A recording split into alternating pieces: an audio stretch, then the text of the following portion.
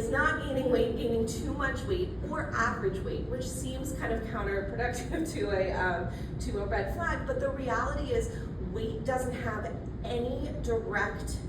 impact on whether or not they have a food selectivity problem. The amount of children that I see in my practice that have been telling their pediatrician for years that they are struggling with eating, but because they are growing normally on the growth chart with their height and weight, that the pediatrician isn't showing too much concern with that,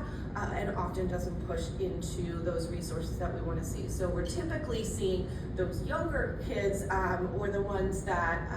are really failure to thrive or not gaining weight. They're going to be more of the red flags, but it's just as important to look at the behaviors of those selective eaters, even if weight isn't a problem. Restricting at least a full food group, oral motor sensitivities or oral motor challenges, struggling to move through textures, and being reliant on nutritional supplements. So very often we see kids that are on Pediasure,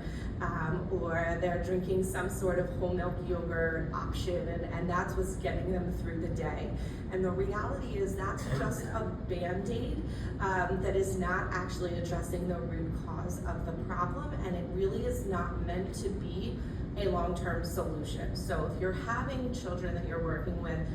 that are reliant on those types of supplements or are on a tube, not due to a medical reason that they can't swallow, then those are things that we want to be able to consider and potentially get them access to feeding therapy.